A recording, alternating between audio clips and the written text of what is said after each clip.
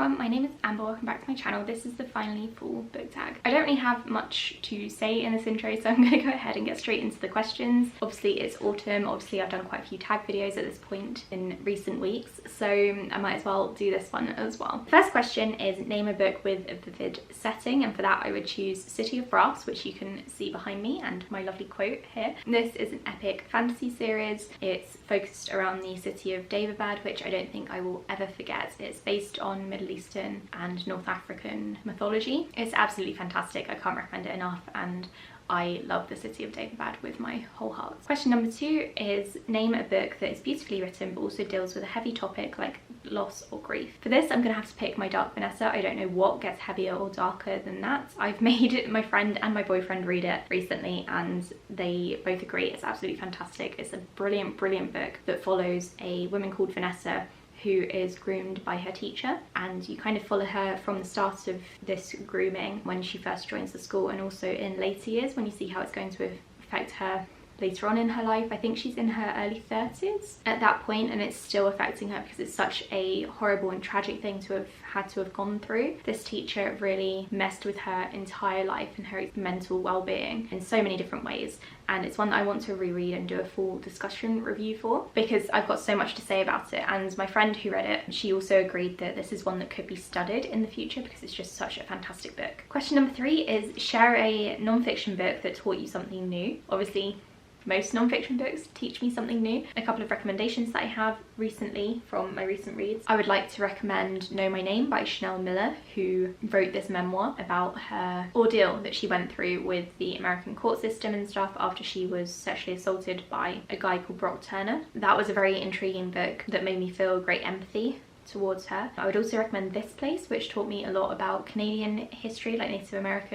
First Nations, I think it's called, Indigenous Canadian history, through a series of short stories. I really enjoyed that one. And another non-fiction book that I want to read very soon is called God. Obviously I'll put the cover right here. That's one that I'm sure is going to teach me a lot, and I'm very much looking forward to reading it. Question number 4 is name a fictional family or household or friendship group that you'd like to be a part of. I'm not sure I really want a new family friendship group. I'd love to be friends with the characters from Daevabad, obviously, but I feel like the issue is I read so many dark books that I wouldn't want to be friends with anyone because the characters are either awful or they're going through some awful stuff. So yeah, I'm gonna skip most of this question because I don't think I can give a decent answer. Question number 5 is show us a pile of full coloured spines. Oh my god, I've just put all of my books away. 1 second.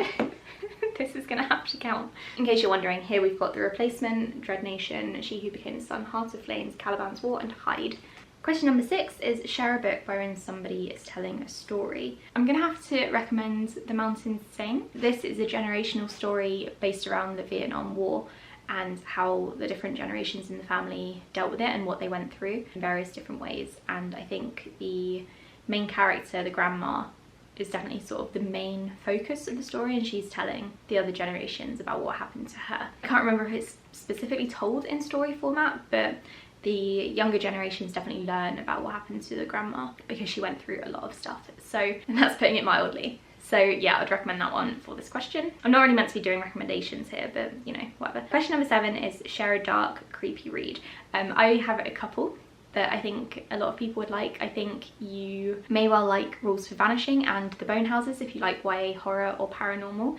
Rules for Vanishing in particular had some very creepy moments, and The Bone Houses was kind of dark but with a skeleton goat companion who was adorable. So it had some lighter themes in there as well, but I'd recommend both of those for Halloween. For something super creepy, I can't really remember the last time I read something that properly creeped me out apart from anything like my Dark Vanessa, which is not paranormal creepy, it's like real life creepy. I guess Children of Time was creepy to begin with because of the spider characters, but then I came to love them, so it wasn't creepy for very long. Moon of the Crusted Snow also had some very creepy moments. That's kind of like a apocalyptic horror book, slightly based on some Indigenous Canadian mythology that had some very creepy moments actually. Question number 8 is name a short, heartwarming read that could warm up somebody's cold and rainy day. I really enjoyed Pumpkinheads. I think that's one that I'm going to reread every single autumn around Halloween. It's a YA graphic novel set in a pumpkin patch park. So you know, like how Americans treat Halloween very seriously. There's an autumnal sort of festival happening on this pumpkin patch park farm sort of thing, and the characters sort of go from one stall or ride or event to another because they're trying to find something, and I really enjoy that book and I find it very cozy. I read it in just a couple of hours every year. It's really lovely and heartwarming. Question number 9 is name an old favourite that you'd like to return to soon. I definitely want to reread the David Bad trilogy soon, sorry to keep mentioning it. I also want to reread the Throne of Glass series. So I read all the way up to Empire of Storms, and then I stopped when this one released because my other friends had sort of stopped as well and we were reading them all together.